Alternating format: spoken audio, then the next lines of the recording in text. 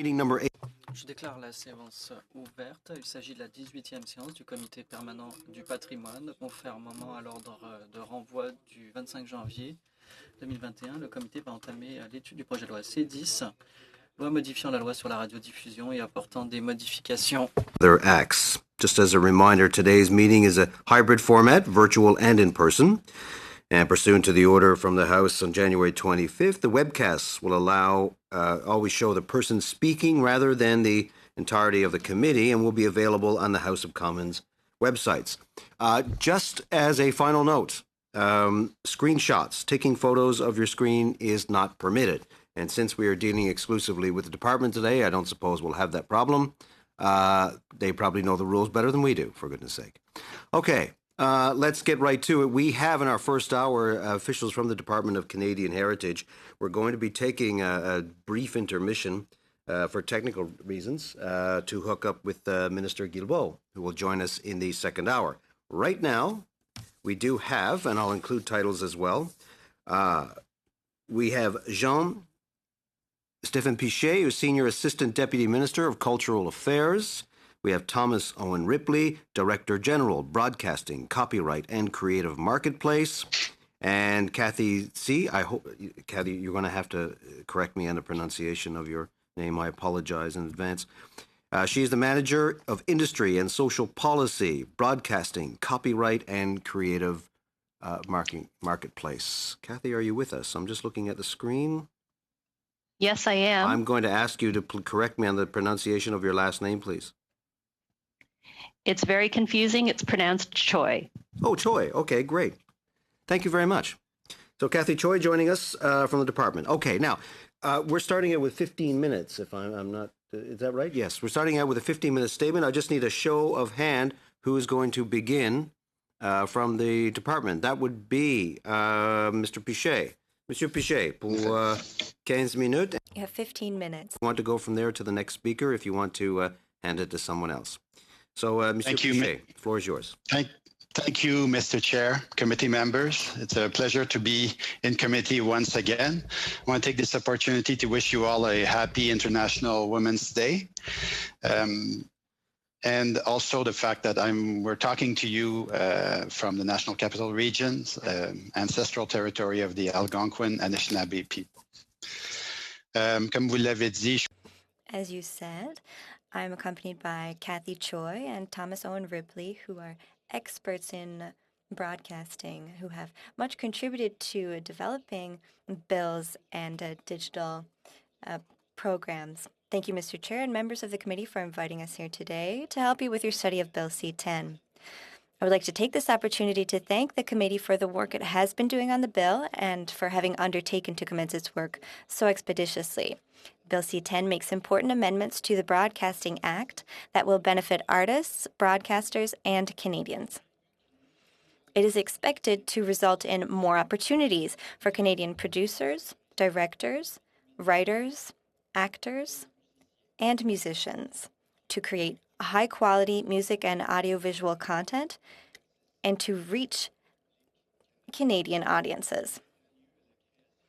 It will establish a fair and flexible regulatory framework where comparable broadcasting services are subject to similar regulatory requirements. It will make Canadian music and stories more available through a variety of services, and it will create a more diverse and inclusive broadcasting system that is reflective of Canadian society. Use the Broadcasting Act for the digital age. The changes that it makes are well overdue. It is one of 4 initiatives currently underway at Canadian Heritage that will modernize our federal communication legislative framework for the online world. We're also developing a proposal to address online harms, such as hate speech, violent and extremist content, terrorist propaganda, child sexual exploitation, and non-consensual distribution of sexually explicit images.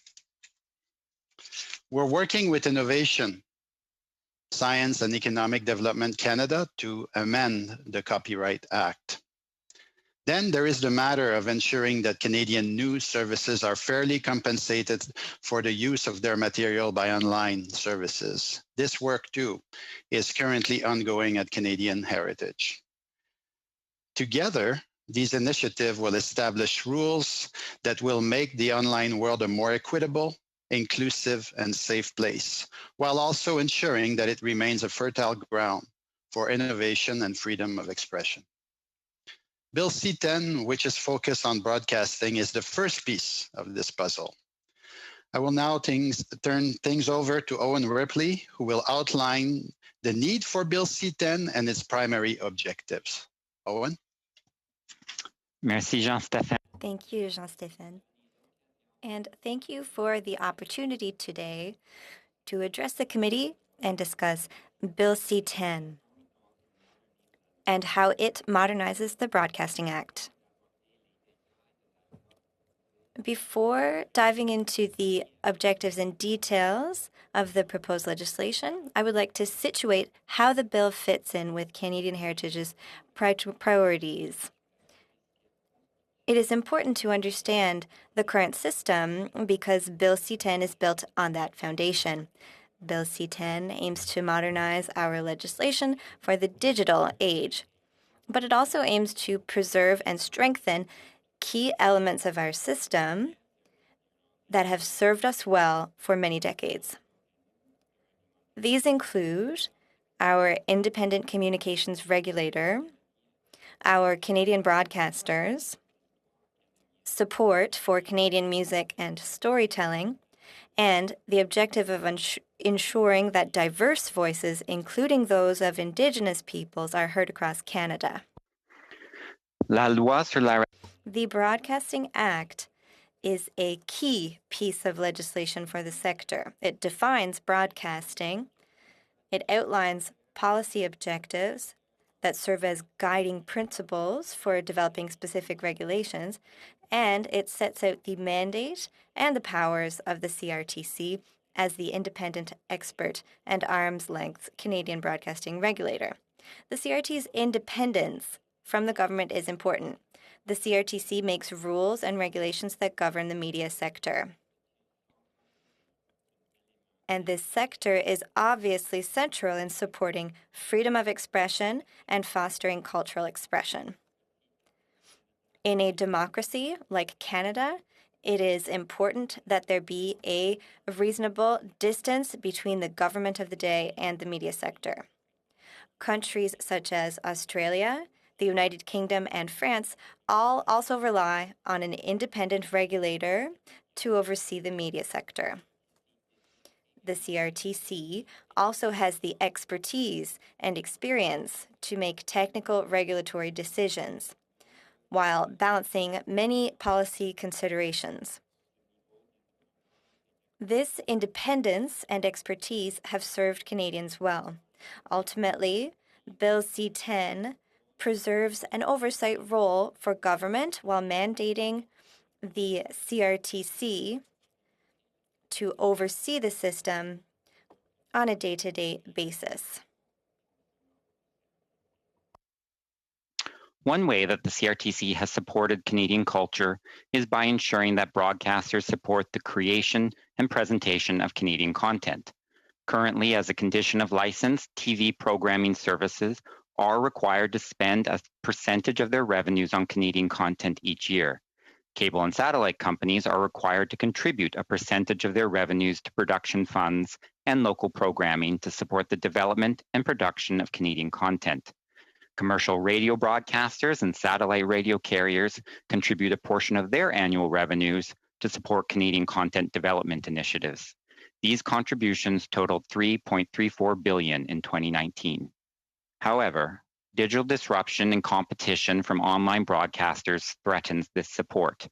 Increasing competition is leading to diminishing revenues, with traditional broadcasting revenues declining 1.4% from 2018 to 2019. Ultimately, this will lead to less funding for Canadian music and programming. Recently released aggregate returns data from the CRTC show a 7% decline in broadcasting revenues in 2020 for large ownership groups compared to 2019. Aggregate returns include the largest broadcasters and vertically integrated companies, but exclude the smaller companies. As they represent the majority of industry revenues, they are expected to reflect overall industry trends for 2020. Streaming services obviously aren't new to Canada and have operated in parallel to the traditional broadcasting system for many years now. Their operation in Canada has been facilitated by a regulatory instrument called the Digital Media Exemption Order, which exempts online broadcasters from having to seek a license to operate in Canada, as well as the obligations placed on traditional broadcasters such as supporting Canadian content. The DMEO has essentially allowed foreign online broadcasters to operate in Canada outside of the traditional closed system. The DMEO was originally issued in 1999 to promote the growth of the nascent online broadcasting sector. Since then, the sector has greatly increased in size and commercial viability. For example, in 2011, only 10% of Canadians subscribed to Netflix. By 2020, this had increased to 67% of Canadians. Online broadcasters are now thriving and no longer need to be shielded from regulation. They are well positioned to make an important and meaningful contribution to supporting Canadian music and storytelling. Bill C-10 aims to bring them into the regulatory framework so that all broadcasters operate on a level playing field. There's no denying that the digital age has brought many benefits. More services provide more choice for Canadians and more opportunities for creators and producers. Bill C-10 isn't about denying these benefits, but rather about carving out a space for Canadian voices. Pour favoriser l'inclusion. To foster online broadcasting within the scope of the Act, Bill C-10 adds a new category, which is online undertakings. This change will ensure that the CRTC can require services such as Crave, Netflix, Amazon Prime, and Spotify to contribute to Canadian stories and music. Canadian Heritage estimates that by 2023, the inclusion of online broadcasters could lead to contributions of $830 million annually to Canadian content. This is not a target, and ultimately the final figure will depend on how the CRTC decides to implement the new regulatory framework. Nevertheless, this estimate illustrates the significant and tangible results that Bill C-10 seeks to achieve for Canadian creators. Some of the discussion regarding Bill C-10 has focused on the bill's treatment of social media platforms. These platforms will be subject to regulation, but only insofar as they display content commissioned by the platform itself or its affiliates. However, the users of social media platforms and content posted by these users will not be regulated. Social media is an important form of expression for many Canadians. And as Jean-Stéphane said, a separate proposal is being developed to address the impacts of harmful content posted on social media. To account for the inclusion of online broadcasters, we need a renewed approach to regulation. Bill C-10 shifts away from relying on the rigid system of licensing to a more flexible conditions of service model. This model will allow the CRTC to seek financial contributions from all players and to impose other conditions such as discoverability requirements, programming standards, and information reporting requirements. The CRTC will hold public processes seeking input from stakeholders and Canadians in order to inform its regulatory choices. Once it has gathered this information, the CRTC will be able to tailor conditions of service to specific broadcasters. We want to avoid an overly rigid approach that results in undue regulatory burden on broadcasting services and increased costs for Canadians. Lastly, the broadcasting policy objectives are being updated to ensure that the broadcasting system serves the needs and interests of all Canadians in their diversity. This means ensuring that Canadian voices, including Indigenous creators, official language minority communities, racialized and ethnocultural communities, LGBTQ2+ communities, and persons with disabilities are present in the media we consume. That's why Bill C-10 includes stronger support for diverse Canadian content and its creators. However, Bill C-10 does not include quotas or targets for supporting certain varieties of content, such as French language content. Quotas and targets risk becoming de facto maximums. The CRTC is better placed as the independent and expert regulator to make decisions on how to best support all types of content and to have it evolve over time. After Bill C-10 receives royal assent, the minister intends to propose to the Governor and Council to issue a policy direction to the CRTC on how the new regulatory tools granted in the bill should be used. 7 priorities are sketched out in the technical briefing presentation. We know that the committee has requested a draft copy of the policy direction to better understand concretely how these priorities would be communicated to the CRTC, and we are working to fulfill this request. While an important step, we know that Bill C-10 doesn't address all of the issues in the broadcasting sector, such as the future role of CBC Radio-Canada and the governance structure of the CRTC. Bill C-10 is intended as a first step on the most pressing policy issues. It makes critical changes that will ensure that Canada's broadcasting system is fair and sustains Canadian music and storytelling into the future. We also have an opportunity to make the system more accessible as well as more inclusive by supporting creators and producers that have been historically marginalized.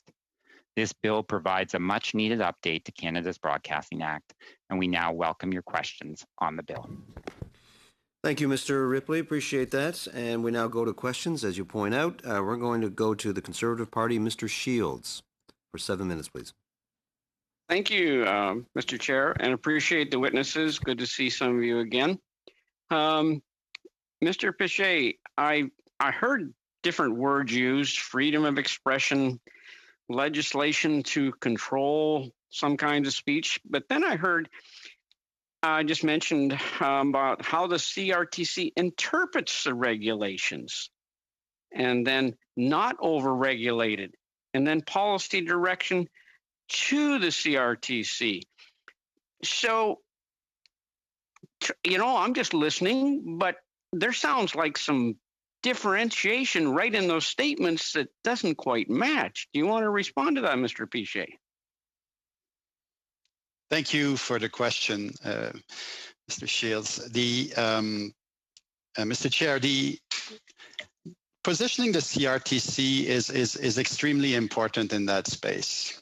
Creating the right distance between the broadcasters and government is very important. That's why you have an organization, a regulator like the CRTC, which is arm's length. That's why we need to find that balance, the delicate balance between the ability of government to instruct the CRTC about certain policy change that it wants to have, and find a way that's very well determined to be able to operate that, and to leave the CRTC a marge de manœuvre so that they can find the best way to adapt these instructions to the context of broadcasting as it evolves. If we can, and that's a delicate balance. That's why the work on the directive is going to be so important, because it does calibrate the ability of government to interject. And in fact, we've had many issues in terms of the old Section 7 in the legislation, provided that means, and it's been used, I believe once or maybe twice in the last 30 years. So it's very seldom that it's used, but sometimes when things happen in the ecosystem, government needs to intervene. And this way, it has a way to do so while maintaining the distance with the CRTC. And I understand that, but when I hear a statement that says, well, how the CRTC interprets the regulations, that gets me, as we've had witnesses, very concerned with the powers you're creating. And we both well know that it's the regulations and the interpretive of the regulations is where the power is. So we've had witnesses very, very concerned about the powers you are now enlarging for the CRTC here. No matter what policy you're writing or directions you may give them, when you make statements of how the CRTC interprets those regulations, you've just empowered them. So that fine balance you're talking about moves over into their world and that is not controlled by legislation. I guess the point, Mr. Chair, I just want to make sure I can respond. Go ahead. Okay, Yeah, thank you. The point that is important to know is that it's not it's around the applicability and how it can be applied. The direction is not an option. The direction needs to be implemented, but the how component of how it is being applied is subject to the expertise of the CRTC, which knows the environment, understands how it's evolving, and the application itself is what we're talking about. It's not about not doing what is in the direction. The direction is very clear. It's explicitly directed towards the application by the CRTC. But I got that. But the statement was made was how they interpret. That's a different legal term, and we've got to be very careful here. Words are important. So when you say it's how the CRTC interprets, that's a different game than what you just said. If I use that word, what I mean to say is how it applies. We leave some discretion on the application of that direction.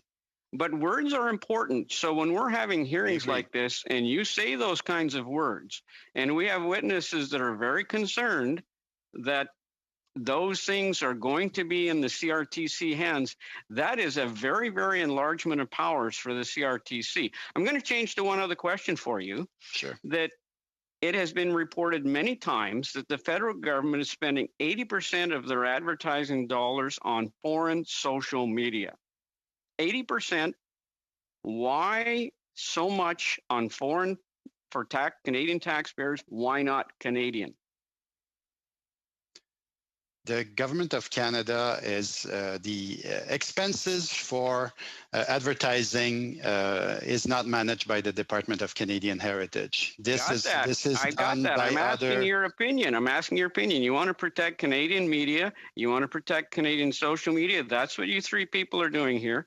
Yep. But yet you have no opinion that it's just fine with you. It's nothing to do with you. But yet it's a source of revenue for our Canadian content. And without it, we're losing. What I can tell you Mr. Chair? Yep. Mr. Chair, if I may. Is this a point of order, Ms. DeBruzen? Yes. Can you just stop the clock there for a second? And I apologize. Let me just back up 1 second. I meant 6 minutes, not 7. I apologize again. Ms. DeBruzen, go ahead. It's just because I'm not sure that members of our public service are to give. They don't give policy direction and opinions. Thank you, Ms. DeBruzen.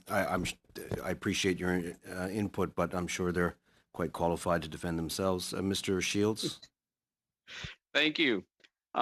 It's when we're talking about protection of a lot of things to do with Canadian content, and our media is a huge part of what we're talking about here. And we are supporting foreign media with our taxpayers' money. Okay, thank you. Yep.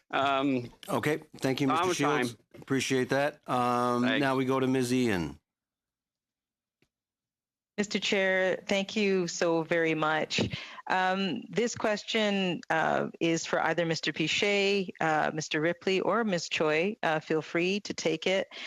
Just want to know how this bill is going to level the playing field, but with a perspective, with a lens on community or local broadcasters. We heard from several witnesses who were concerned that community broadcasters were left out.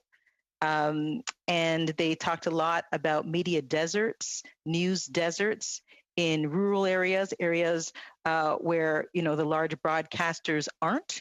So just wondering how this bill will level the playing field with regards to those things, given a community lens. I will start.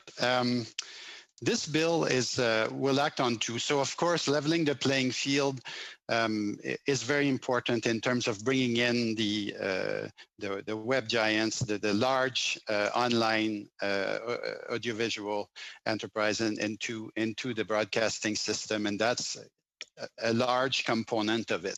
But also, within the objectives of the Act is a modernization of the language around inclusiveness in terms of ensuring that the communities are well represented. Don't forget, the Act has not been modernized in 30 years, so we need to adapt the language to reflect a better distribution, better understanding of Canada. And that in and of itself will also be reflected in the objective of the legislation to provide better access. And to outline a little bit more on the objective, I will ask Owen to elaborate on those specific points.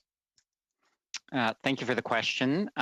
So as you may know, community broadcasting is already one of the, recognized as one of the pillars of the broadcasting system. You have public broadcasting, private broadcasting, and community broadcasting. So it's a very important element of the system, and one that the government certainly recognizes. I highlight, for example, that we are working with community broadcasters in the context of the Local Journalism Initiative to provide support for journalists working in underserved and remote areas.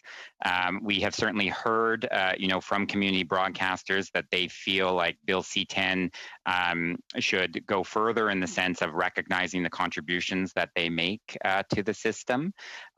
It's a complex question, partly because the support for community broadcasters is also tied up in terms of how cable and satellite companies support the system, right? So cable and satellite companies, cable in particular, often work very closely with community broadcasters to provide service to their communities. So it is certainly a question that is on our radar, and one that we're looking at, but certainly recognize the important contributions that community broadcasters make. Thank you so much. And another question for you. The digital giants, Netflix being one of them, we have heard from several witnesses, and they have made the point that they already contribute in their minds. They contribute, many of them have head offices here. They hire Canadians, they hire Canadian producers, they hire Canadian talent, they hire Canadian writers.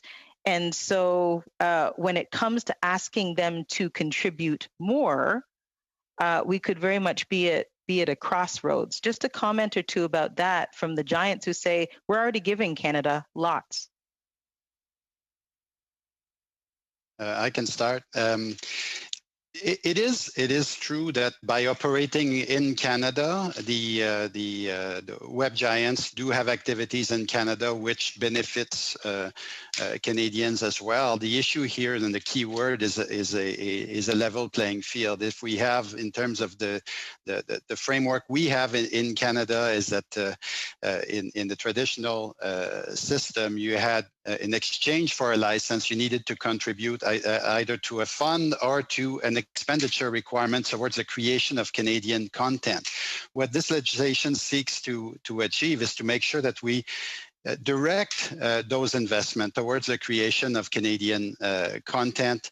Of course, the employment components are very important as well, but it's make sure that we have a net benefit that is aligned with what Canadian broadcasters need to do as well within that context. So that's why it's really about leveling the playing field, about having common des mesures semblables, comme on dit en français, to ensure measures to ensure a level playing field in that space, and it will be determined. And again, there will be a lot of work that will be done within how it's applied, and a lot of the how will be determined in the subsequent phase with the CRTC and the mise en application and in the implementation phase of what those measures will be.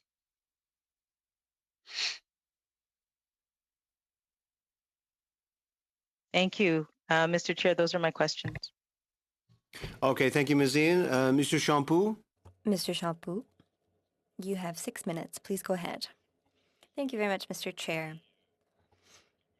Thank you to our witnesses for being with us today. It's very informative to hear from you.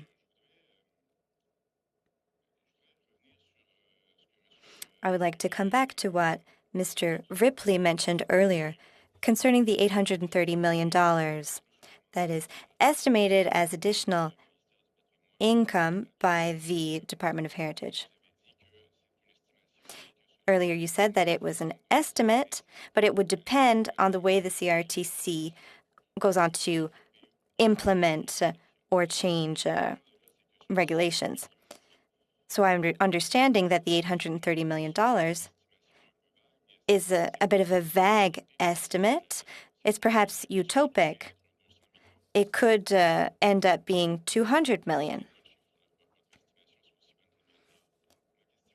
So my question for you is the following. Don't you think that our cultural industries, our Canadian stakeholders in broadcasting, need more of a guarantee in this market that is extremely fluid and competitive? I'd like to hear you comment on the $830 million that are a concern to our stakeholders. Thank you.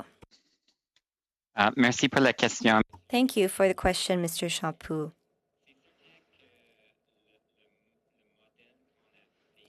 Yes, certainly, the model that we created must be based on the current model. We have no other point of reference at this time. But what we did is we looked at how people have to contribute now. In certain categories, they have to contribute a certain percentage of their revenues. In other situations, it is a contribution to the Canada Media Fund or financing development in music. We laid out 16 scenarios. What we tried to do was to take, for example, Netflix and consider each one. For us, for Spotify, for example, is more similar to a traditional platform more than being a gatekeeper that would have to contribute to a production fund. And that is why we laid out 16 scenarios. And the average number that we found was $830 million. The lowest was $750 million, and the highest was closer to $900 million for that estimate. So our message is that the contribution will be significant. Of course, it won't be possible to have a 100% guarantee of exactly how the CRTC will implement the new regulatory framework, but that does give us an idea of the money for the plan that we have in mind. We have current broadcasting companies that want for their contribution requirements to decrease. And at the same time, we have foreign companies who will also be given hearings before the CRTC, and both will probably ask for the same thing, to ask to contribute the least possible. And then you also will have the cultural sector, which will have much less means than the other two stakeholders. How do you propose to protect them unless the act is extremely clear and specific regarding all stakeholders, especially content creators? I would say that the starting point is that stakeholders must make a significant but appropriate contribution. Our challenge in 2020 and in 2021 now is that the business model is becoming increasingly diversified. Before, we had a more or less standardized broadcasting model. There were broadcasters that showed dramas, news, sports, etc.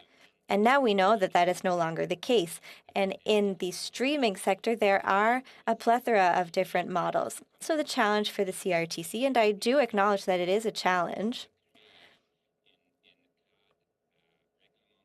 is for them to create a fair regulatory framework that will continue to require a fair contribution from the traditional platforms, but as well now the new platforms such as Spotify, etc., and for the CRTC to determine how much of a contribution each stakeholder can make in Canada. And to take the requirement for the Ordering Council out of Bill C-10. What do you think about that? Don't you think that should be re-included? We certainly have heard that there are concerns from certain stakeholders regarding that change. However, that change is because we're planning for a change from the licensing model, which is the current model where every organization had a license, to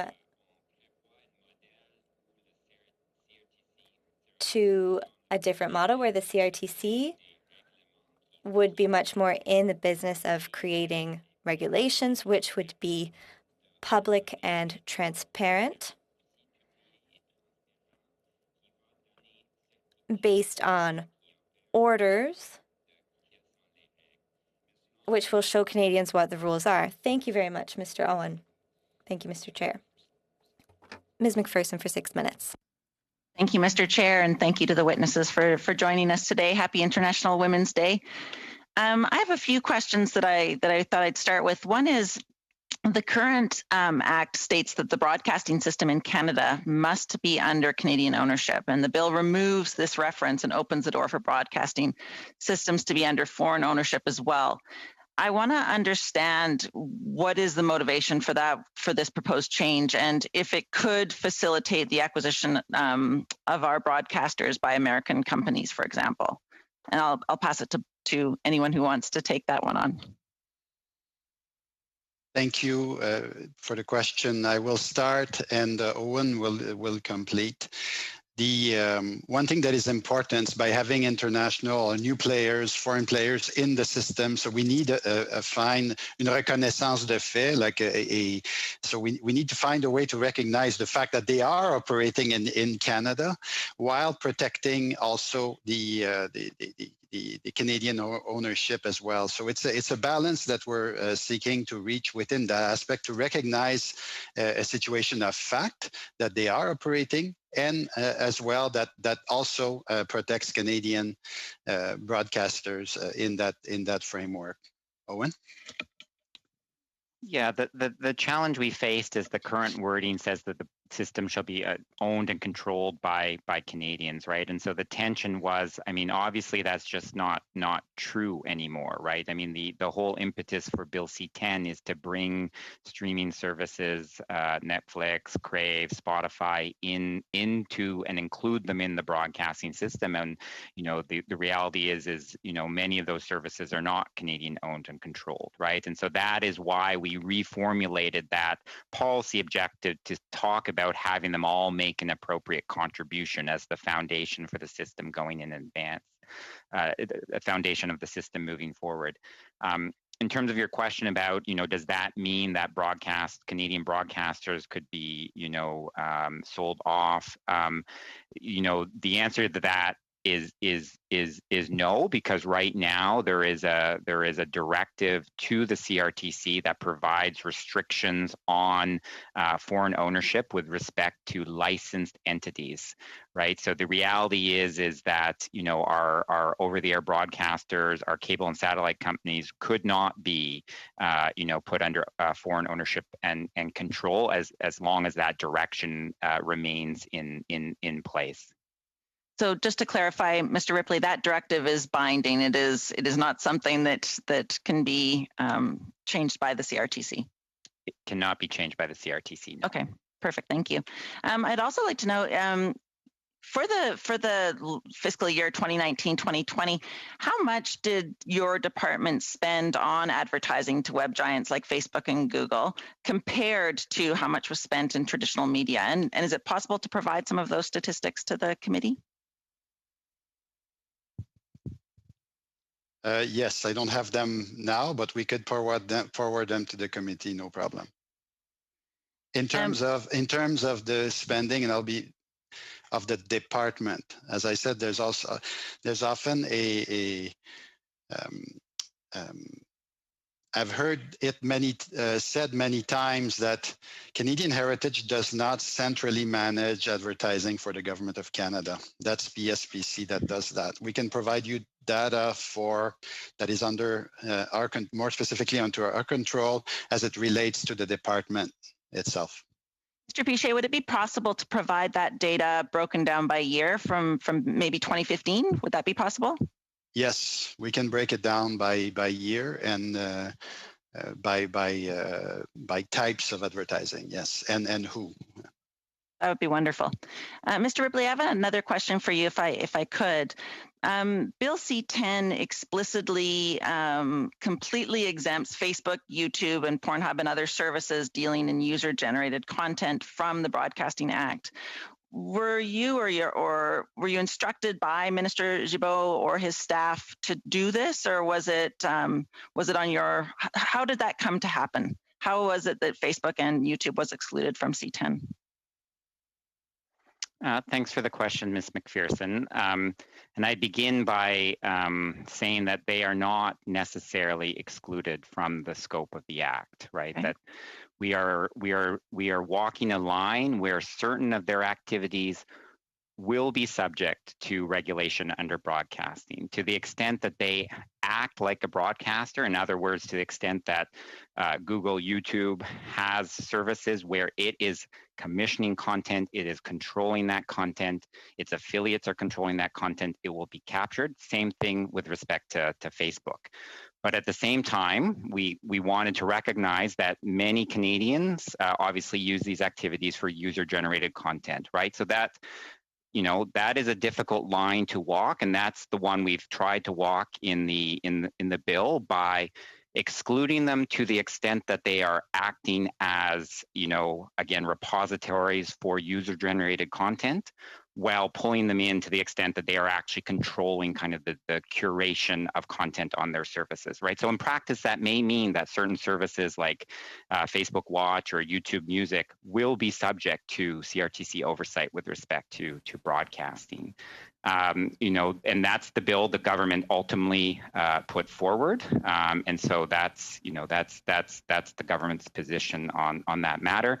As Jean-Stéphane alluded to, that doesn't mean that we aren't, you know, cognizant of the fact that those activities, those user-generated content spaces on those platforms may need regulation, right? And we are working on a bill with respect to online harms that will look at those issues, right? But from our perspective, broadcasting regulation is different from the kind of regulation that should apply with respect to user-generated content. Thank you, Mr. Allen. Appreciate Ripley. that. Thank you, Ms. McPherson.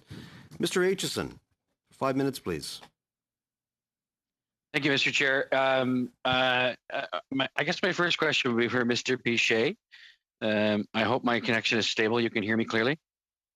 Okay, good.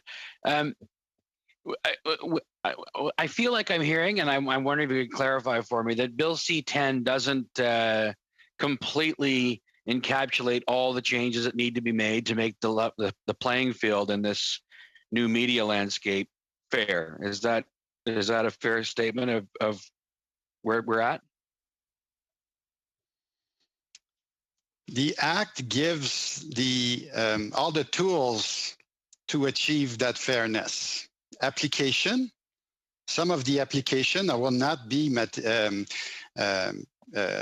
necessarily written in the legislation, but the application of it will be either in the direction or in and applied by the CRTC. So not all the elements of the leveling of the playing field are actually, like Owen mentioned, we don't, for example, have quotas outlined in the application. That will come later. So the leveling the playing field, the elements to architect the leveling of the playing field are in the legislation.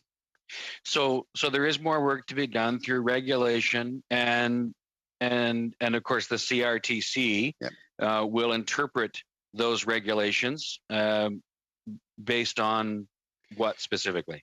not interpret, as I said. If I said that word, that's not the word I meant to say. They will apply the regulation, set the appropriate timeline to take into account the needs, their understanding of what's going on. They will run hearings to figure out how to determine how that fairness needs to be applied, and that's how it will be operating. So the issues that still need to be decided and determined based on regulation, why is it not important for parliamentary oversight and a discussion, at least at this committee, about those issues that aren't covered in C10 but will be covered by regulation? Why wouldn't we discuss that here as parliamentarians, as representatives of the people? I believe they do. They are important, and and perhaps I will ask my colleagues to elaborate on what's the process by which the directive and the application by the CRTC will operate, and I think it will shed a light on how it materializes. Owen? Yeah. As we know, the committee has requested a draft of the policy direction, which will give you a sense of kind of how the minister intends to propose to the Governor and Council to communicate those objectives to the CRTC. Right. That is the first thing that will give you a line of sight into it. We are proposing a more modern regulatory framework moving forward to guide the issuance of policy directions, right? So if you look at Bill C10, one of the changes we're proposing to make is actually that the issuance of a policy direction would be subject to a normal Canada gazetting process where everybody will have an opportunity to make representations to government, for example, before that policy direction is issued, right? So we see moving forward that we should actually institute a kind of more modern regulatory approach to this that is transparent in terms of the government saying our intention is to issue this kind of direction. We'd like reaction and stakeholder feedback. And then once that direction is issued, indeed it's up to the CRTC to go through its normal regulatory processes, all of which provide opportunities for stakeholders to participate and make representation. And so that doesn't happen behind closed doors, right? I mean, that is an extension of the way the CRTC has operated for the last few decades in terms of stakeholders being able to go and make their case. And as we know, there continues to be, notwithstanding that we think that independence is important, there continues to be that ability for the government, if it feels like the CRTC is going in a direction that is not consistent with public policy objectives, for it to issue that policy direction that must be of general application. And that's really important because that stops this government from intervening and targeting a specific media company or specific licensing decision or something like that.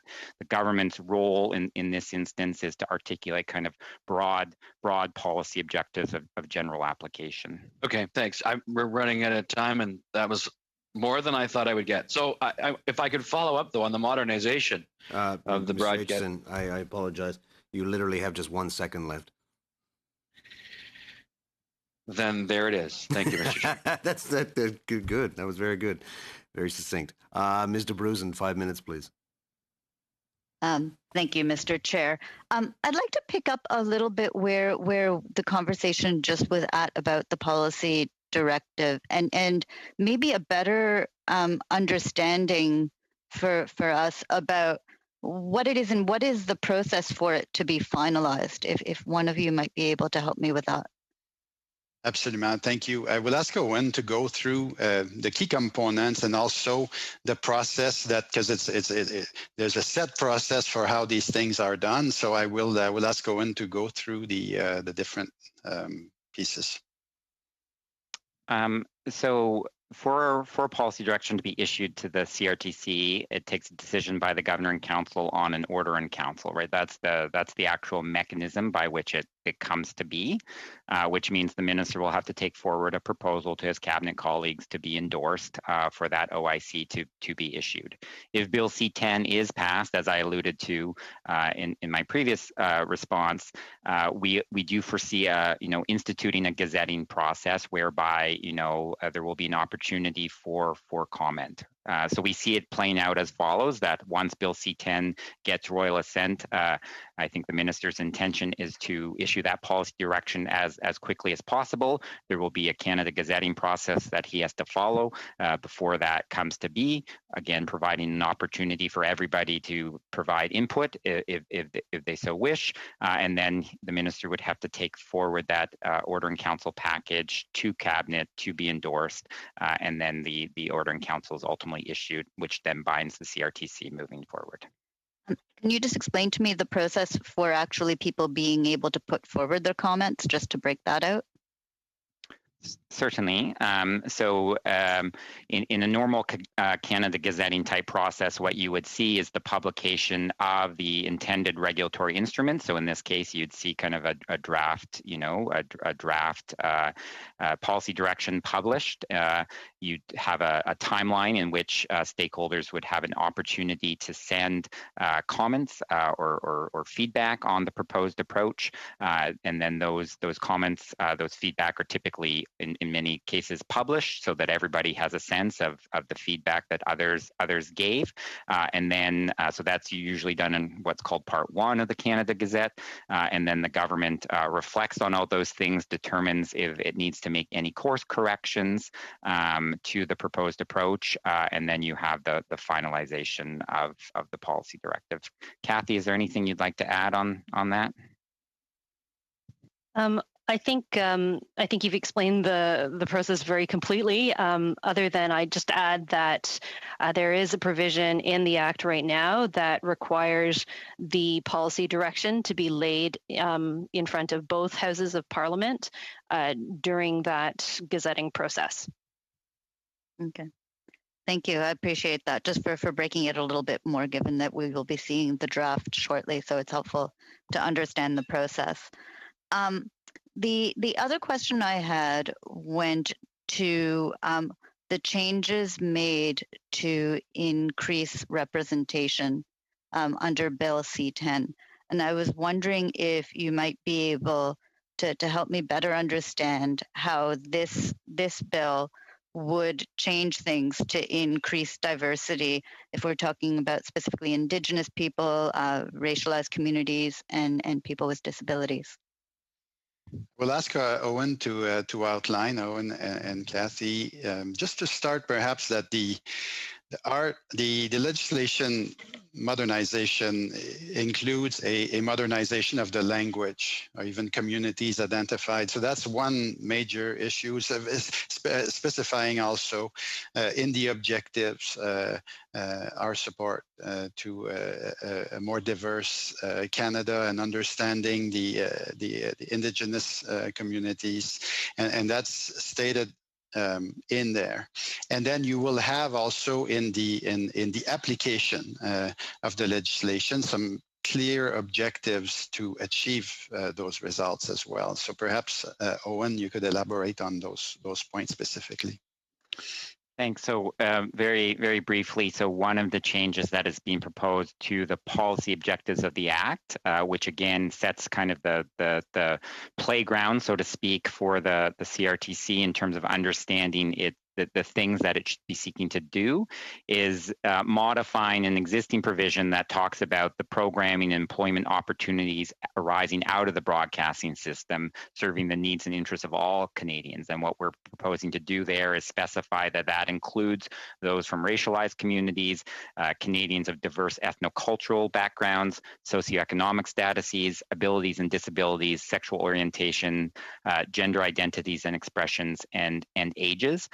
And then in addition to that, there are a couple of other changes that we're making to the policy objectives to speak to the importance of Indigenous programming, as well as a space for Indigenous owned and controlled media undertakings. And then as Jean-Stéphane alluded to, the minister's intention is to pick up on some of these themes in the policy direction to the CRTC to ensure that moving forward, there are more meaningful and concrete results for creators and producers and media companies from those communities. Merci beaucoup. Thank you very much. Mr. Champoux, for 5 minutes, please. Thank you, Mr. Chair. Or for 2 minutes and 30 seconds, rather. Oh, I took the mic right away. I was hoping you wouldn't notice, Mr. Chair. Or rather, I'll address myself to Mr. Pichet and Mr. Ripley. C10 mentions controls for programming. In section 3.1 FG, this aspect is mentioned. Don't you think that there should be a better definition for who controls programming, given the fact that online broadcasters often hide behind complex algorithms to justify what they are proposing to their users as programming? Are you considering that these organizations are not, well, they are responsible for their algorithms? I will give the floor to Owen. Thank you, Mr. Champoux, for the question. Here, once again, you're still in the section that defines policies. It means if you are defined as a broadcaster by the CRTC, you are included in the system. That section that you referenced says that you then do have a responsibility for the content on your platform, no matter what method was used to present it to Canadians. So we know very well that, for example, on Crave and Netflix and Spotify, algorithms are used by those companies. So this isn't a question of whether or not those companies are responsible. So on the subject of algorithms, because I find it very interesting, is it your intention to make sure that these companies show more transparency given these algorithms? Do you think that that will be possible through this bill? The matter will certainly be brought up during the regulatory process. Because if we want to look into what the best way to present content is to Canadians, as well as a matter of discoverability, the CRTC will have to ask certain questions about how those algorithms work. Not so far as to understand how they work technically, but understand the impacts of the algorithms. Because we're planning for a program where, for example, those organizations, those companies will have an obligation to better present Canadian content. Thank you very much, Ms. McPherson, for 2.5 minutes. Thank you, Mr. Chair, and I'd like to thank our three witnesses for joining us again today. Very quickly, can you tell us how many newspapers closed in Canada between 2015 and 2021? I don't have that data offhand. What I can tell you that if you consult the report, the Shattered Mirror, the studies that was commissioned, we know that in the last decade, Canada has lost half of its dailies. Not only half of its dailies, it's lost half of its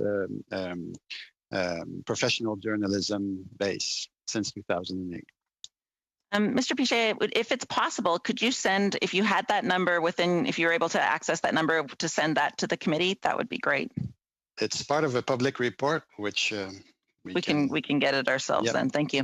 And then the second question I have, so back to some of the questions I asked earlier. So we understand that the proposed change to Canadian control of broadcasters takes into account the current reality that foreign online companies are already here, exploiting the Canadian market. And therefore, why would you not want to maintain the Canadian ownership requirements for traditional broadcasters in the Act, while also, in addition, taking into account the presence of foreign online companies?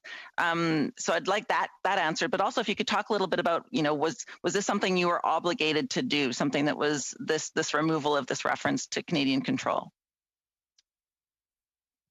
Thank you for the question, Ms. McPherson.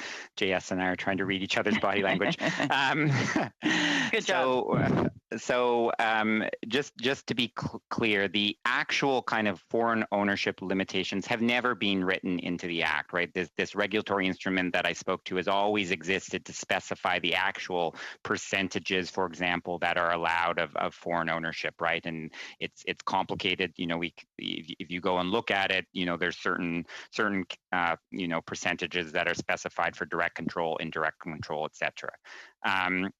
Our goal, one of the goals of Bill C-10 moving forward, is to ensure that our broadcasters are able to better compete, right? I think a big concern of ours is that right now, and I think the committee has heard, you know, witnesses who have spoken to this, you know, they're under huge stress and huge pressure. And, you know, I alluded to some of those statistics in my opening remarks about the declines that they're seeing. You know, the Canadian Association of Broadcasters has commissioned a report talking about, you know, the closures that they foresee in the near future, right? So one of our goals is to actually ensure that moving forward, we can continue to have Canadian broadcasters because they are a really important part of the system. And so we have certainly heard, you know, loud and clear that some stakeholders are worried about, you know, the Act moving away from a statement about, you know, wanting to protect and foster Canadian ownership of broadcasters. We've heard that. As I said, the intention behind why we changed that was just to recognize that the Canadian broadcasting system is no longer closed from that global marketplace. But certainly the policy intention moving forward is to support Canadian broadcasters. Thank you, Mr. Ripley. Appreciate that. Thank you, Ms. McPherson. Okay, folks, we're going to have to suspend for a few moments. It won't take long, but I will extend a little bit because I know we like to have a health break. Please take advantage of that now. And I want to say thank you. Ms. Choi, I don't think you won't be here for the next round. We thank you for your contributions. We really appreciate that. And Mr. Ripley, Mr. Pichet, we'll see you in just a few minutes. Okay, so we'll just suspend now for a few.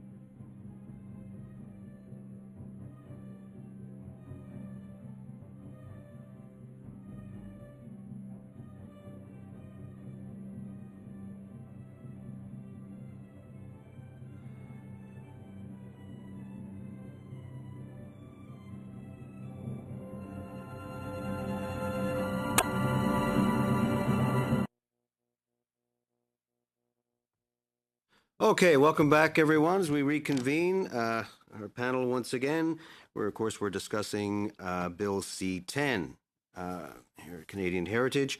I also want to thank our guests at this time, but before I do that, we have another guest I'd like to mention, Mr. Batiste, Jaime Batiste, who joins us from Sydney, Victoria. I forgot to mention you last time, my apologies. From the beautiful riding of Sydney, Victoria, or as I like to call it, the gateway to the island of Newfoundland. Very nice.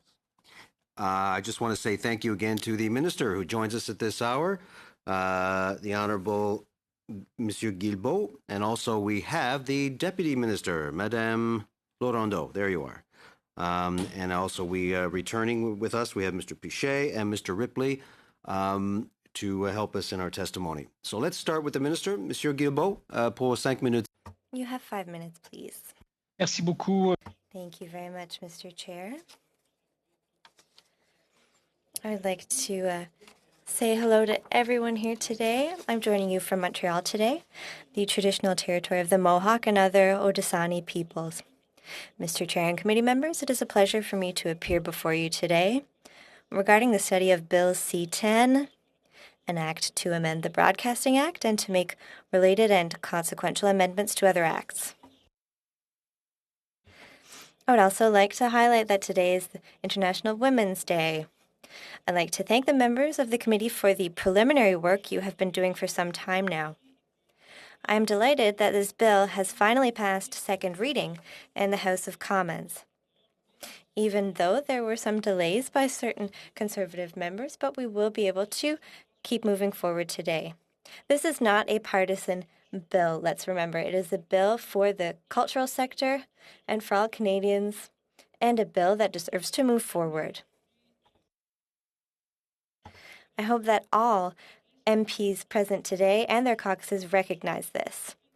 It is necessary to modernize the Broadcasting Act so that it better serves the needs of Canadians in the digital age. Legislative imbalance that favors digital platforms to the detriment of Canadian broadcasters and creative industries. This reform responds to a pressing need. It is crucial to ensuring the vitality of the Canadian businesses now and for decades to come.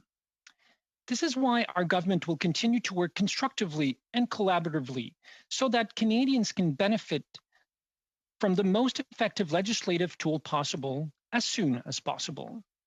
From the outset, the cultural and creative sectors have provided input into the modernization of the current legislation. They've expressed their support for this reform, and this favorable movement is trending across the country, particularly in Quebec. D'ailleurs, depuis le début du Moreover, since the tabling of this bill, this important discussion has continued in the public space and before your committee. It has given rise to several proposed amendments that we will examine with all the attention they deserve.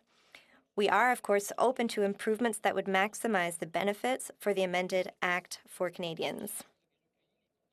I know that you have received substantial input from several key contributors, and I look forward to seeing the results of the committee's work in this regard.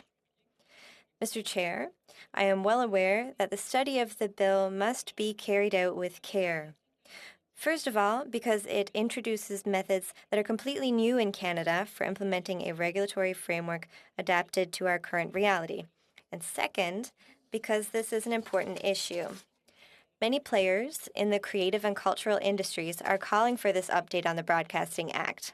and are counting on this new tool to continue to develop their work on digital platforms. Broadcasting system has served Canadians well for decades. It has fostered the emergence of strong national creative and cultural industries. It has supported the delivery of original content that reflects our identity and our values. Bill C-10 aims to preserve that legacy. However, it also aims to include many new players and new activities. It must therefore take an approach designed to include online broadcasters and ensure their equitable contribution. Par ce projet de loi, nous voulons mieux. With this bill, we want to make the diversity of Canadian voices resonate more clearly. Francophone and Anglophone voices, women's voices, the voices of minority communities, Indigenous voices, and the voices of all communities across the country, including ethnocultural communities, racialized communities, and others that are too often underrepresented on the screen and elsewhere. I want to make it clear that this bill is not intended to change the regulatory structure in broadcasting. Rather, it is intended to update the objectives of the legislation and the tools of the CRTC. It therefore preserves the autonomy conferred on the CRTC to implement the appropriate regulations and achieve the objectives of the Act. This autonomy is all the more important as the broadcasting system begins to incorporate new players with different business models, and as this system continues to evolve.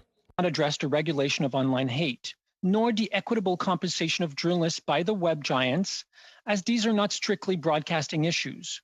However, I intend to introduce 2 more bills on these issues in the near future.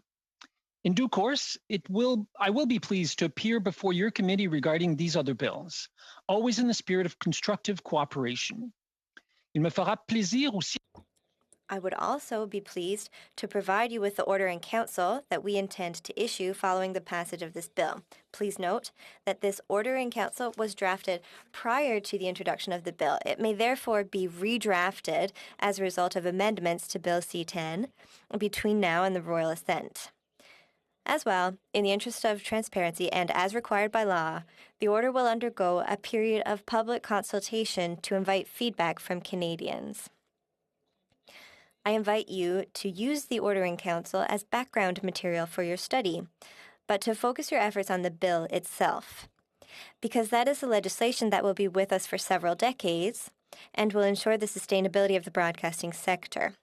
Over the years, governments will come and go and will issue various orders in council to the CRTC as they respond to changing circumstances. In closing, I would like to highlight one more thing. When I appeared on November 5th, 2020 before the committee, the Richmond Arthabaska MP asked me how the department had calculated $830 million, which would be additional income when we add in the digital component by 2023. The department provided the information to the clerk, including the information on that $830 million calculation. The last time, I have just 30 seconds left, Mr. Chair. I think that this is important. During my last presentation on the 29th of January, very quickly, yes, just 30 seconds, the Richmond Arthabaska MP claimed that the committee has still not received that information. I do not want to mislead any Canadians because it is erroneous that the committee had not received anything at that date. The information had been distributed prior to that. On that, I would like to thank you, and I'm ready to answer any questions. Thank you very much. Mr. Reyes, for 6 minutes. Thank you, Mr. Chair. And thank you, Minister, for being here with his senior officials to help him. I would like to correct certain things or clarify certain things. The minister says that this is not a partisan bill, that we must recognize the importance of this bill. I would like to inform him that the entire committee unanimously agreed to proceed with a pre-study, even though the committee had all freedom to express itself in the House. And so I would like to highlight that MPs have the right to ask fully valid questions. This Liberal government prorogued Parliament and delayed work and discussions, and we all agree. So I would ask the minister not to lecture us. We did receive a few pages of documents with exactly the same information that had already been sent to us. That is, that the calculation had been done in a certain way, etc.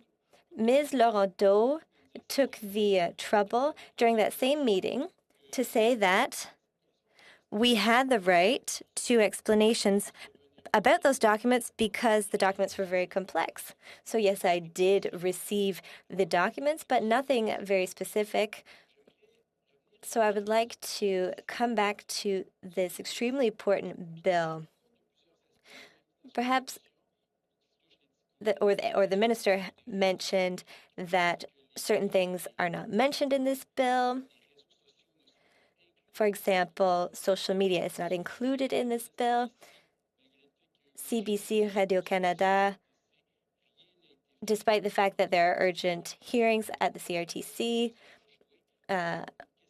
is not mentioned regarding how the CBC will be, what changes will be made to the CBC rather.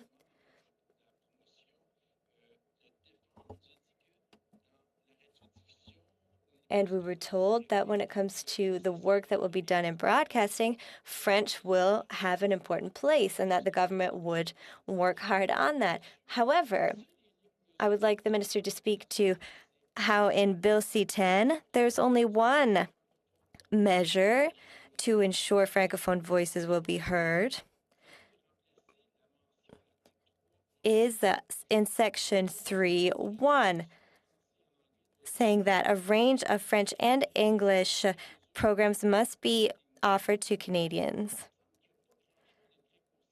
It seems that this is not very coherent when the minister on the one hand is saying how important French is and that it will be taken into account in all departments, and on the other hand, in the bill, we read that there's only one section protecting French, whereas this is a historic bill. Mr. Minister, what will you say to all of these organizations who are asking about the quotas because they are worried about broadcasting space for Acadians and Francophones in Canada? Thank you, Mr. Reyes. I will go ahead if I may, Mr. Chair. Well, I have a number of things to say. First, as Mr. Ripley said earlier, that calculation of $830 million, we didn't pull it out of thin air. It was based on 16 different simulations, based on different hypotheses that led us to be able to anticipate an estimated amount, more or less.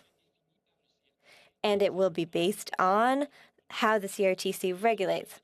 I'm going to stop you, Minister. I do have the privilege of stopping you and asking you questions. You mentioned the 830 when you questioned me. Yes, but my question was not about the calculation. It was about French. All that we were told was that there had been 16 simulations, and that we learned only today. In the documents, there was no mention of those. We asked for the calculations, and we never did receive the calculations. And we also require verbal explanation for those complex documents. But my question was about French. Minister Joly told us that French would be taken into account in broadcasting, but there's only a tiny section in this enormous bill mentioning the protection of French and content creation. Why should we feel safe and why should French organizations feel protected given this?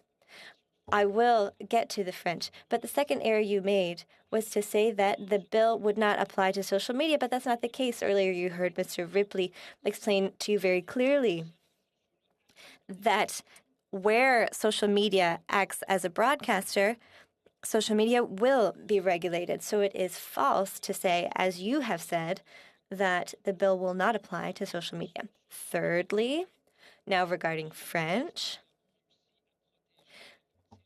how have we been able to protect French over the decades? Well, it is thanks to decisions by the CRTC that have led to the fact that the programs that are most watched in French in Quebec or elsewhere in Canada are produced here. And that is thanks to a series of decisions by the CRTC so that contributions had to be made to French content creators. And now we will also have digital platforms that will be subjected to contributions, including in French. Thank you, Mr. Guilbeault. Louis, for 6 minutes, please. Thank you very much. Thank you, Chair. Thank you, Minister and witnesses, for being here today. I appreciate this. And as we work forward on this important legislation, I really appreciate the opportunity to speak with you and get some more information. We know that the Broadcasting Act will give us more opportunities in film and video, sound recording industries, and it's really important to support those jobs and invest in our culture sector, especially today. I know I can speak from experience here in Waterloo region. We've got a very vibrant music scene, which I'm well aware of, and a very vibrant film and TV film production, which is also going on in the region, including shows like Handmaid's Tale, Anne with an E, Murdoch Mystery, and others, lots of commercials. And so I was hoping if you can expand on how updating the Broadcasting Act will generate this almost $1 billion in foreign investment per year in our films, our television, our music, at a time when arts and culture sector is disproportionately affected by this pandemic, and how important the entire arts ecosystem is to our local economy, particularly tourism and hospitality sectors, which are also hit very hard by the pandemic. Thank you, Mr. Louis, for your question. I think there's a number of elements in what you just said. I'll start with your last point. How culture and tourism and hospitality go hand in hand, and especially it's true for our larger urban centers, but it's certainly true of many of our regions across the country. People will go to a festival. They'll stay in local hotels or bed and breakfast. They'll go to restaurants. They'll do some sightseeing, and this is really an ecosystem. And when we talk about the anticipated $830 million in new revenue invested in Canadian culture, I think it's important to remember that if we don't do that, it's not $830 million more we will have, but because of the declining revenues for traditional broadcasters, we are heading into a direction where there would be more than $1 billion less in available funding for arts and culture in Canada. So what we are trying to do is hugely important for the preservation of that ecosystem. As you said, I mean, for regions, and it used to be that, film or TV shootings would happen in downtown Montreal, downtown Toronto, but now it's really happening all across the country. You have things being produced in Newfoundland, and you have productions in the prairies, and obviously Vancouver has become also a really big hub. So what we are doing with this is trying to ensure a vibrant arts and culture sector in Canada for all parts of the country. Well, I appreciate you saying that. And then just to drill down on it a bit more, can you expand? You mentioned, or in the previous witnesses mentioned, a type of production fund. You're talking about the $830 million a year to make sure there's contributions from companies like Spotify who are profiting from our artists right now without making the appropriate contributions to our cultural sector. Can you explain a bit more how that process might work? How that we can make sure that the people who are profiting, if they're international companies profiting from our arts and our artists, are now contributing, and then how that can make it to our local artists? Yes, thank you. As Jean-Stéphane and Owen have explained earlier on, I mean, we are really keeping most of the infrastructure of the actual broadcasting legislation and regulation. But what we're really doing, what CTEN is really doing, and I think it's why the the bill has been saluted by so many, because we're keeping what's working, and we're adding this whole other layer of elements where Canadian regulations will be able to be applied to online giants like Spotify, like Netflix, Amazon Prime, Apple Music, and to correct something Mr. Reyes said a little bit earlier. He said we've been waiting for 5 years. Actually, we haven't. My predecessors commissioned a group of people that went across the country that received almost 2,000 position papers from different organizations that concluded in the Yale report, which was tabled in early 2020. We then took that and started working on the bill that was introduced a year later in the middle of the greatest pandemic we've seen in 100 years. So I don't think we've actually been losing a lot of time on this. We have acted very promptly to make this happen. I appreciate that. I have about a minute left, but I did want to also clarify something the previous questions alluded to. There's a bit of misinformation that somehow this would control or regulate or censor social media. And previous witnesses expanded on that only if a social media company acts as a broadcaster themselves. Can you just clarify that for the people who are saying we're out to censor social media? Yes, clearly not what we're doing. There's no censorship in Canadian broadcasting right now. There's different types of stations, different types of TV, radio stations that will have different angle on the political spectrum.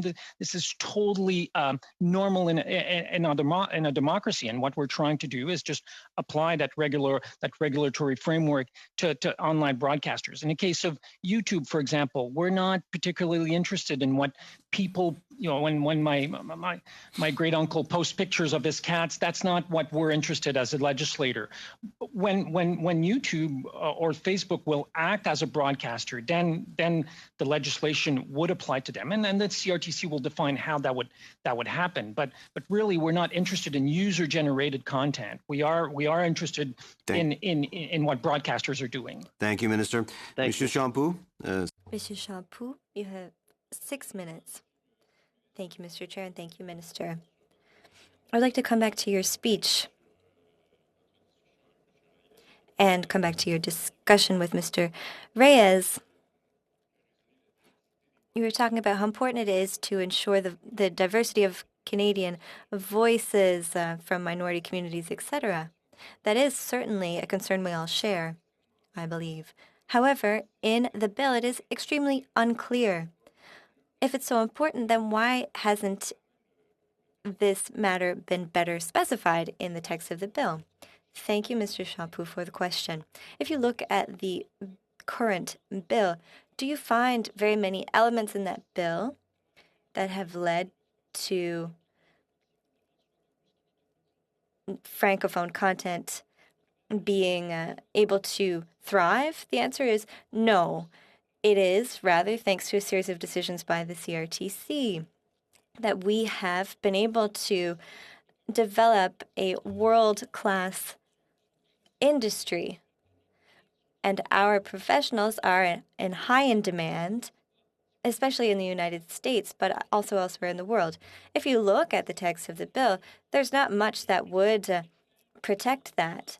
But can amendments be made to the bill for there to be more acknowledgement of this? I'm completely open to that, but it is at the regulatory level that this will happen. I would like to steer you back to what you just said about the current act.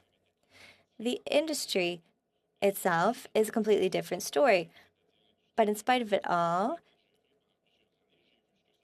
and I know this from my career in radio,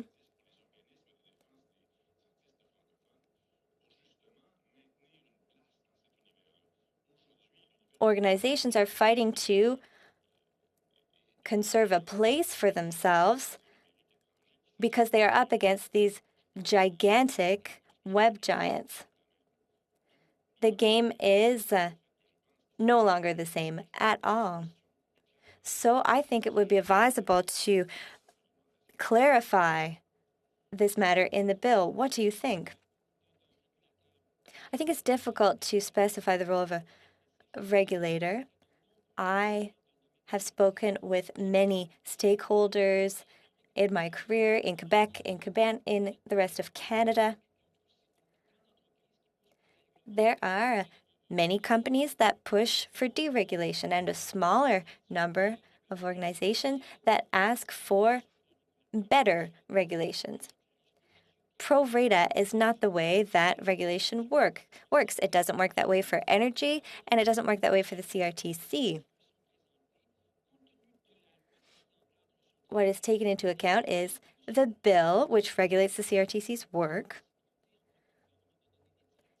And as a government, we are also able to give directives to the CRTC. And that is how the CRTC works, just as all our regulators work. I think it is a bit too naive to think that the CRTC is not sensitive to pressure, as it always has been. It is, after all, an organization made up of people. And web giants will have much more persuasive power than small organizations. I understand your point of view on this, but there are many other opinions. I would also like to come back to the fact that there are concerns regarding vagueness around what Canadian content and Francophone content should be. We heard from a witness that the CRTC too often has overlooked linguistic duality without taking enough care to create original French content rather than just dubbing English content. Don't you think that French in this extremely competitive content would prosper more if this was more clarified? Well, there is. You are right, and the witness was also correct. Modifications can be made to the bill to clarify any number of things, and I'm certainly open to that. I have a question on another subject. Mr. Richard Stolzberg appeared before us about 2 weeks ago and said that allowing foreign companies to have rules applied to them regarding contributions to Canadian content would run a certain risk, because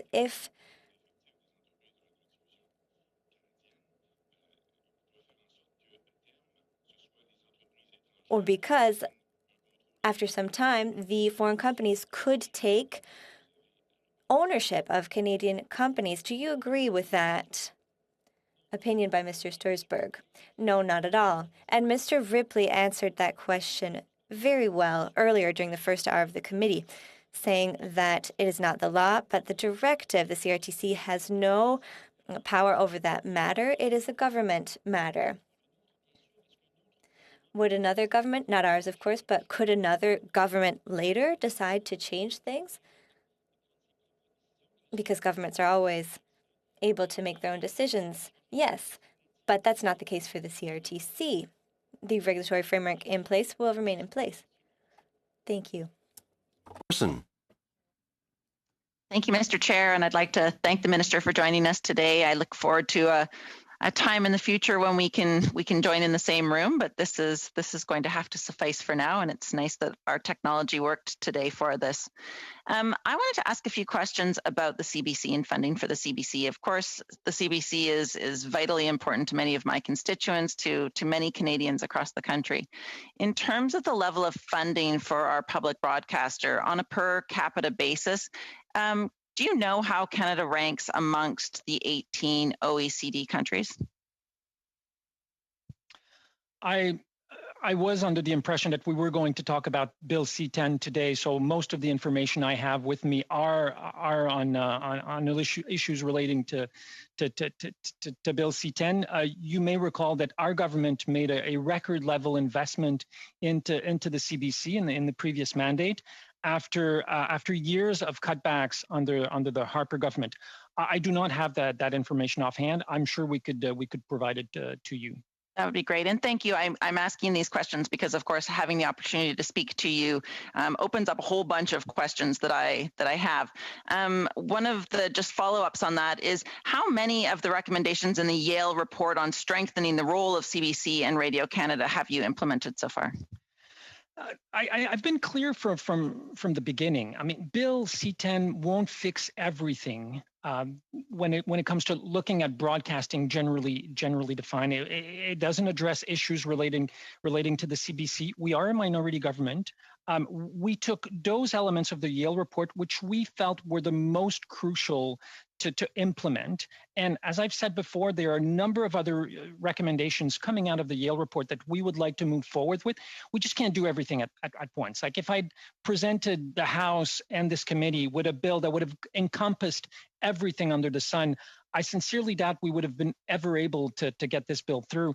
I do think we have we can get Bill C-10 adopted, and it won't solve everything, but it will solve an important part of the equation. My government believes in the Canadian broadcaster. We have made significant investment in the Canadian broadcaster, and I want to ensure a healthy future for our Canadian broadcaster. As do I, of course, Minister. And just to let you know, Canada does spend approximately $29 on public broadcasting, whereas we know that, in the United Kingdom, they spend 105, 73 in France. So I would encourage you to take, a leadership position on ensuring that our CBC is adequately funded going forward. Of course, you have the support of the NDP to do that work. The next question I have for you is in terms of online advertising amongst web giants. We did have an opportunity to discuss this with your colleagues in the first hour, but I was listening, yes. For the years 2018 and 2019, how much did the federal government spend on online advertising compared to digital media? If you had an answer for that, I know they were going to provide something from their perspective, but I'd love to ask you that as well. I'm going to give you the same answer that Jean-Stéphane gave you earlier. We don't have these numbers offhand. We would be happy to provide them. I mean, if you'll allow me, what I would add is that there's a trend that has started before our government in this country with the previous government of putting more and more money in terms of publicity on online platforms, and this is something we have starting to change. I mean, you won't see it before next year, but this year's investment we have started to change the investment we made in publicity away from online platforms, but I agree. I think we've done too much investment in online platforms, and we need to change this.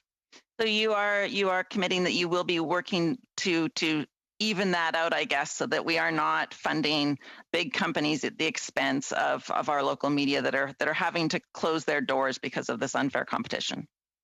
We've already started working on that, and as I said, I think that this year's numbers, once they become available and they've been compiled, will show that we've started changing that trend. But the issue is not resolved. I'm the first one to admit. Mm-hmm. And I'm just going to follow up a little bit on my colleague, Mr. Champoux. Mr. Ripley earlier on today told us that the CRTC will not be able to change the direction on the ineligibility of non-Canadians to licenses, which protects, of course, Canadian ownership of Canadian media. I still don't quite understand why give up protecting Canadian ownership of conventional broadcasters through the Act. Why is it not possible to take into account both the commercial reality of foreign online businesses and the protection of Canadian ownership of conventional broadcasters through the Act? As Mr. Ripley explained earlier, we're not sacrificing the ownership of Canadian broadcasters. We're not. That's simply not the case. What we're doing is that through those modifications in the proposed bill, we are ensuring that Canadian laws and regulations can apply to online platforms, which they can't right now. If we don't create a space in the bill to do that, how can we apply our laws and regulations to them? And if we don't do that, then this whole discussion about those 830 additional millions for Canadian culture will never be able to manifest themselves. Thank you, Minister. Mr. Chair, I'll pass it back to you. Thank you, Ms. McPherson. Now we go to Mr. Waugh for our second round. Mr. Waugh, go ahead, please. Okay, thank you. And welcome, Minister from Montreal and your officials. Thank you, one and all, for being here today. It was interesting. I was listening to your conversation about moving money out of the platforms into Canadian media, and yet rural newspapers in this country are getting less and less money from your government. And it wasn't long ago that John Hines, who is the CEO of Newspapers Canada, had a blank page on Torstar, the Toronto Globe and Mail, and other papers in this country, complaining about this. They're in deep trouble because of Facebook and Google and so on. And we had Kevin Chan, as you know, in committee saying it's no problem. We're actually aiding them instead of hampering them. Your comments on that, because we deal with newspapers out west, and even during the COVID pandemic, the Winnipeg Free Press only got 2 ads from you talking about COVID-19. So I fail to see where you're putting money in newspapers and local media. Thank you, Mr. Waugh, for your question. Well, it may have only been 2 ads, and we would have to verify that. But under the Harper government, it would have been 0 ads. So I guess two is better than 0. That's the first thing I would say. The second thing I would say is that we have provided close to $800 million of funding since budget 2019 to help Canadian media through this crisis. And the third thing I would say, which I said in my remarks initially, is that we are working on a bill. I mean, the broadcasting is not the same as media, but I'm on record many times saying that I'm in favor of fair compensation for Canadian media by web giants like Facebook and Google. I therefore respectfully disagree with Mr. Chan's comments publicly or to this committee. I have at Canada's initiative, we've started an international coalition of countries working together to do just that with Australia, Germany, France, Finland, and soon enough many others. So I don't think we've been passive on this. We've been very proactive. 2020 was a rough year for many organizations, and I think that many of them want to thank you for the $500 million you put forward your department in 2020, and I think you've already done over $300 million this year. But saying that, the reality remains that the budget at Canadian Heritage, as I see it, is unprecedented and it's unsustainable level. So is there any plans in your department right now to get spending back to more normal levels in the future once this pandemic is over? Point of order, Mr. Chair. Yes. My apologies. Go ahead. Just we've had a pretty wide-ranging conversation until now, but this seems far afield from C10 at this point. And I was wondering if we could bring it back to a conversation about the modernization of the Broadcasting Act. Ms. DeBruzen, thank you very much for that. And you are correct. The last 2 questions, or the last 2 questioners, and certainly the last 10 minutes, have been somewhat far afield about some of the issues that we have addressed, both and in the first round as well. Now, I normally like to give my colleagues the time that they deserve within their allotted time, and I tend to give them a lot of freedom. As you know, for example, in estimates that we talk about, we can talk about pretty much anything in the presence of the minister as long as it pertains to the department. However, that being said, I would like to remind my colleagues, this certainly is about C10. And some of it has been tangential to the point where I get it, but some of the other stuff has been, as Ms. DeBruzen pointed out, has been far afield. Can we please bring it back, whether it be at the core of C10 or tangentially at C10? Please, for the sake of the legislation that we are studying. So, Mr. Waugh, you have about let me do my math very quickly. You have about 2 minutes to conclude. And thank you, Ms. DeBruzen. Thank you, Mr. Chair, for your comments. I do need to get a life, as I took part in the CBC regulation in the CRTC in January, and I was surprised to know that your government funds CBC to the tune of $1.7 billion. And what I found surprising, Minister, that the British regulator recently capped BBC spending at digital at 10%. CBC, I don't know if you know it, they're at 20% and rising in this country. They're taking money away from CBC radio, in fact, as TV is number one, followed by their digital platform. Is this the way, as Mr. Ripley said in his report last hour, is this a way for broadcasters to better compete against the digital monopoly that the CBC seems to have in this country? Where to start? CBC does not have a monopoly. There are plenty of other broadcasters across the country, both on radio and television. I think that what CBC is doing in terms of moving some content online is what a number of broadcasters are doing. We could be talking about Bell Media. We could be talking about Québecor. We could be talking about. This is because more and more users. I mean, I know for a fact that my kids don't listen to the radio as I do, and certainly don't read newspapers in like paper copy like I do. That's not how they get their information. So I think that what the CBC is doing is a reflection of what pretty much everybody is doing in the market. What we're trying to do with C10 is to ensure that Canadian broadcasters and Canadian producers of culture and artists get their fair share out of this transformation. Thank you. Okay, thank you very much, Mr. Housefather. 5 minutes, please. Thank you very much, Mr. Chairman. And my questions will be about C10. But before that, I just want to tell the minister I really appreciated his presentation. I would like to ask him to think about the proposed cuts at Radio-Canada International that are about to come up. I think they're, I hope the minister is looking at that. I think those cuts are problematic. I also wanted to say I can't wait to see the minister when he comes forward with regulations related to removal of illegal content on online platforms. So I listened to Mr. Reyes and Mr. Champoux. Et moi aussi, j'en ai une préoccupation. And I also have a concern regarding original French language content. I find that it is lacking in the text. I am very pleased because we listened to the minister and he said he will carefully listen for amendments that the committee might propose. But I am also concerned about content from official language minority communities.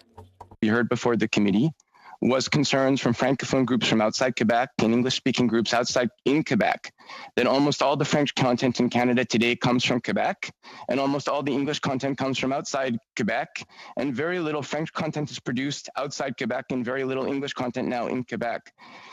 Would the minister, or would you, Mr. Minister, be accepting of some amendments to the bill that we may put forward that would deal with the preoccupations of official language minority communities? Thank you, Mr. Housefather, for your intervention and your questions. I think, we don't get to revise a bill like the broadcasting bill every other way of the week. It's been 30 years. So if we're doing it now, let's try and make it the best possible bill that it can and resolve as many issues as possible. So of course, I would be happy to contemplate changes that would improve it even more. Merci, Monsieur le Ministre. Thank you, Minister. Because I believe it is very important to have original French language content made in Canada. And I think it's also important that English language content be produced in Quebec as well. So if we could come to an agreement on that point, I would be pleased. Independent media producers have come before the committee to talk about their concerns about the way that Netflix, for example, buys up their intellectual property. And they've talked about a UK system whereby the regulator is encouraged to allow for heads of terms to be a type of forum agreement between independent media producers and large broadcasters and on online companies like Netflix. Would you be willing, Mr. Minister, to consider an amendment that required the regulator to look at that question? Well, what obviously intellectual property is a very important aspect of Canadian production, and not just in Canada. I mean, it's an important aspect of cultural productions all around the world. I think and it's certainly top of mind. We've had numerous conversations. I've met with independent producers a number of times over the course of the last year and a half. I've heard their concerns, I've heard their ideas, and we are looking at how best through the modification of the Broadcasting Act that we can help foster intellectual property so that it serves Canadian and Canadian artists and Canadian company as best as possible, and that's what we're working towards. I really appreciate that, and I do hear what you said before about how the history of regulations and the history of CRTC actions have protected many things that we're concerned about today. But of course, this is the one chance that legislators have to actually direct the regulator. And I think we need to be cognizant of that. The last question I have for you, Mr. Minister, is we've heard from a wide variety of groups. And one thing that I think we've heard relatively universally is how important it is to put these changes into effect as soon as possible. Whether or not they want amendments to the bill, most groups still say we want this bill to come into effect quickly.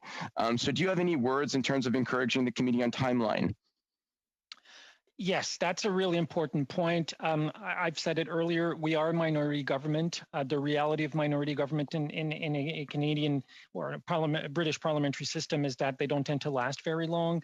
I think we do have a shot of being able to adopt this bill, which would be, and it's not me saying it, a number of organizations you've met and the members have heard have said that this was a groundbreaking bill. Some have called it historical.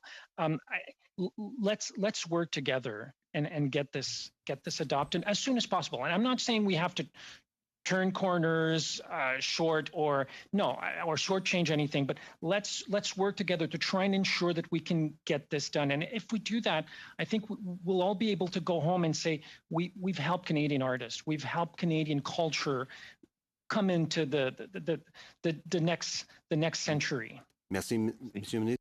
Thank you, Minister. Mr. Champoux, 2 minutes, 30 seconds, please. Thank you, Mr. Chair.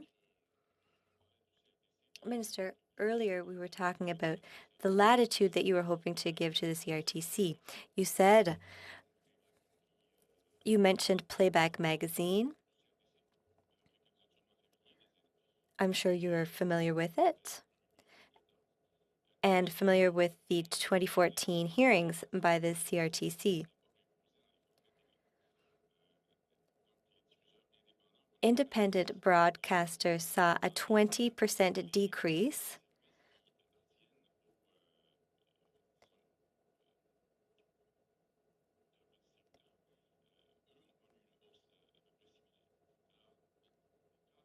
and the change was similar for cable broadcasters.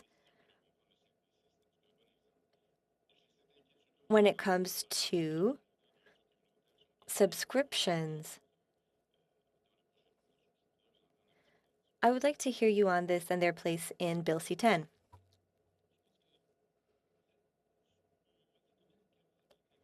The phenomenon you are referring to goes hand in hand with the evolution of the sector, the broadcasting sector, which took place in Canada and everywhere in the world, and that's why this bill is so important to encompass the internet. And it won't only regulate web giants, but it will also regulate what's done by Canadian companies. Yes, but these were stakeholders that were already present in the current legislature. Yes, I understand. The CRTC did not succeed in protecting them, which is why the CRTC should receive more specific directives, don't you think? I don't think that the legislator can be a substitute for the regulator, and the reverse is not appropriate either. The two roles are separate. In Bill C-10, there is an innovation regarding more power for the government to give directives to the CRTC. It's not easy to do it now, but with this bill, we're given more maneuverability. Imagine if we as legislators and this committee, which meets a few hours per week, if we could come up with regulations, we would never be able to do the job of the regulator. And that goes for France, the UK, etc. All of these countries entrust the role of regulating the stakeholders to a separate body. Thank you, sir. McPherson, for 2.5 minutes, please. Thank you. Thank you, Mr. Chair, and thank you again to the minister. And I appreciate your willingness to look at amendments and to move this bill forward. It's very, very important. And of course, we have a number of amendments that we have and will continue to share with you. We need to take advantage of the opportunity to have the minister with us. And so I am going to ask you a question that I have already posed previously, because I do want to hear from your words or from you directly.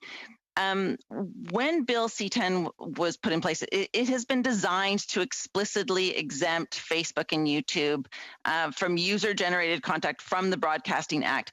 Did you instruct the department to put this into the bill, or was it the department's idea? Facebook and Google are not exempt from, and I think Mr. Ripley and Jean-Stéphane and myself have answered that question. They're not exempt from the law or the regulation. When they will act as broadcasters, then the regulation will be able to apply to them. So I said it earlier, I think it was an answer to a question by maybe Mr. Waugh. As a legislator, I'm not particularly interested in what my step uncle post pictures of his cats on YouTube or Facebook. So, which is why we've excluded user-generated content from the regulation, but not these companies. When they will act as broadcasters, then the regulation will be able to apply to them. Well, and I guess one of my concerns is that we know that we are in a potential looming election situation. We know that C-10 may be one of the only bills that is able to get passed in this Parliament. And so, how are we going to make sure that problematic content? I know you talk about bringing forward other legislation, but we may not have that opportunity. The Broadcasting Act deals with political advertising. It deals with Canadian content financing, emergency alerts.